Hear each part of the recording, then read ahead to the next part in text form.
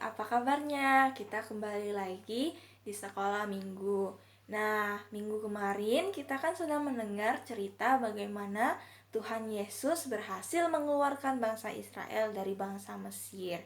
Nah, dalam perjalanan bangsa Israel ke tanah perjanjian, banyak sekali hambatan untuk bangsa Israel. Nah, tapi Tuhan tidak meninggalkan bangsa Israel. Banyak sekali mujizat yang Tuhan lakukan ketika bangsa Israel dalam perjalanan ke tanah perjanjian.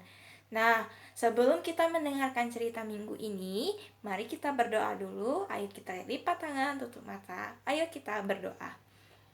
Tuhan Yesus, terima kasih hari ini kami boleh kembali mendengarkan cerita firman Tuhan.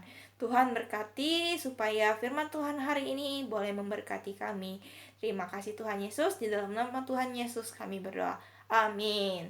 Nah, adik-adik, ketika bangsa Israel keluar dari tanah Mesir, mereka sangat bergembira dan juga menari-nari dalam perjalanan keluar karena mereka bebas dari perbudakan.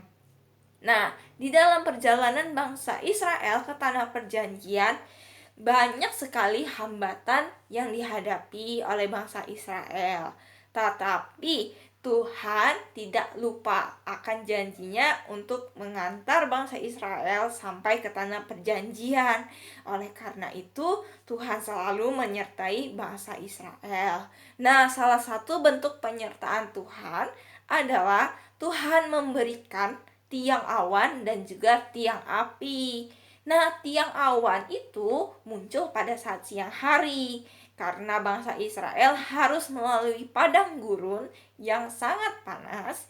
Tuhan memberikan tiang awan agar bangsa Israel tidak kepanasan dan juga mereka bisa beristirahat di bawah tiang awan. Nah, selain itu Tuhan juga memberikan tiang api. Nah, tiang api ini muncul saat malam hari. Karena padang gurun tidak ada lampu, jadi tiang api ini fungsinya memberikan penerangan bagi bangsa Israel. Selain itu, ketika di padang gurun pada malam hari itu cuacanya sangat dingin. Nah, dengan tiang api, Tuhan menghangatkan orang-orang Israel sehingga mereka tidak kedinginan pada waktu malam. Nah, penyertaan Tuhan tidak sampai di situ loh. Ternyata nih, ketika bangsa Israel keluar dari Mesir, Raja Firaun tidak senang. Jadi, Raja Firaun menyuruh pasukannya untuk menangkap kembali bangsa Israel. Bangsa Israel yang melihat adanya banyak prajurit yang sedang mengejar mereka, mereka takut. Mereka mau melarikan diri. Tetapi di depan mereka itu bukannya jalan kering. Ternyata di depan mereka itu ada laut yang sangat luas. Namanya Laut Teberau. Nah, karena bangsa Israel sudah dikepung nih oleh prajurit Mesir. Lalu di depannya malah ada laut. Mereka nggak bisa kemana-mana.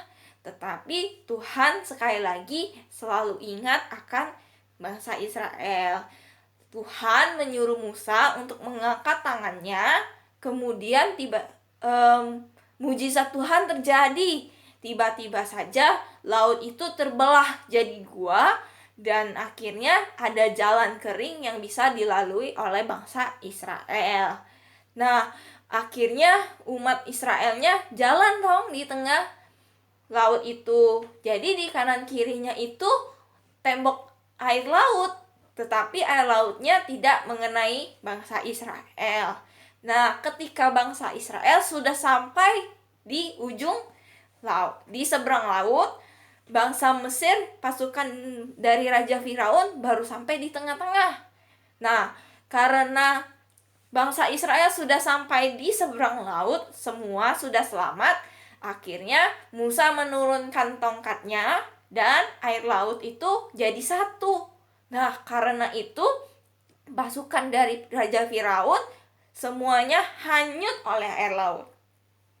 Nah, lihat kan bagaimana penyertaan Tuhan untuk bangsa Israel. Bahkan dalam suasana dan dalam situasi yang sangat sulit, Tuhan masih tetap membantu bangsa Israel. Nah, kita sebagai anak Tuhan juga harus tetap ingat bagaimana penyertaan Tuhan dalam kehidupan kita. Kita tiap hari masih diberikan nafas kehidupan sehingga kita bisa beraktivitas. Nah, selain itu adik-adik, jangan lupa juga kita harus selalu mengucap syukur kepada Tuhan karena Tuhan sudah menyertai dalam kehidupan kita.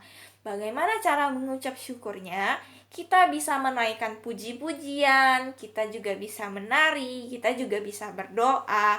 Lalu ketika kita mendengarkan firman Tuhan, kita hormat sama Tuhan, kita duduk diam, kita mendengarkan firman Tuhan.